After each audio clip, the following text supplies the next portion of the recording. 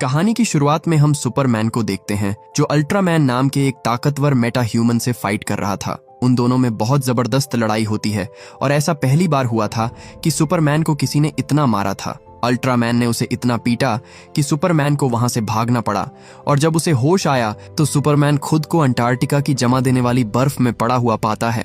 उसे इतनी चोटें आई थीं कि वो ठीक से खड़ा भी नहीं हो पा रहा था। मदद के लिए वो सीटी बजाता है जिसे उसका डॉग क्रिप्टो सुन लेता है और वो दौड़ता हुआ उसके पास आता है। सुपरमैन ने उसे घर लेकर चलने को कहा पर क्रिप्टो उसकी बात समझ नहीं पाता और उसके ऊपर जोर जोर से कूदने लगता है जिससे सुपरमैन की बची कुची हड्डियां भी टूट जाती है। जल्द ही उसे समझ आ गया कि सुपरमैन को मदद चाहिए, जिसके बाद वो उसे बर्फ पर घसीटता हुआ उसे हेडक्वार्टर्स लाता है। सुपरमैन के डीएनए को स्कैन करते ही दरवाजा अपने आप ही खुल गया, जिसके बाद कुछ रोबोट्स सुपरमैन को उठाकर उसे एक स्ट्रेचर पर लिटाते हैं। उसे ठीक होने के लिए किसी दवाई की जरूरत नहीं थी क्योंकि सूरज की रोशनी उसके लिए दवा का काम करती थी। इसके बाद वो एक बड़े से लेंस की मदद से सुपरमैन के ऊपर सूरज की तेज किरणें डालते हैं। ये रोशनी इतनी तेज होती है कि अगर उसकी जगह कोई आम इंसान होता तो जलकर राख हो गया होता, पर सुपरमैन के साथ इसका उल्टा होता है। रोशनी उसे हील कर देती है।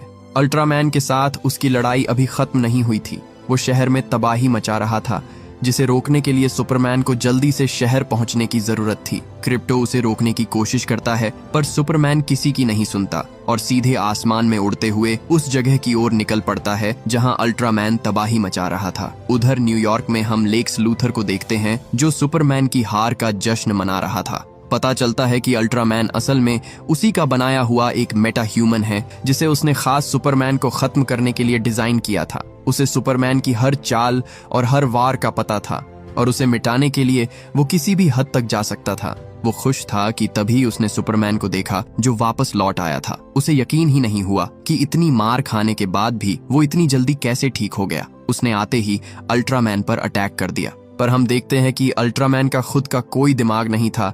उसे लेक्स और उसकी टीम कंट्रोल करती थी।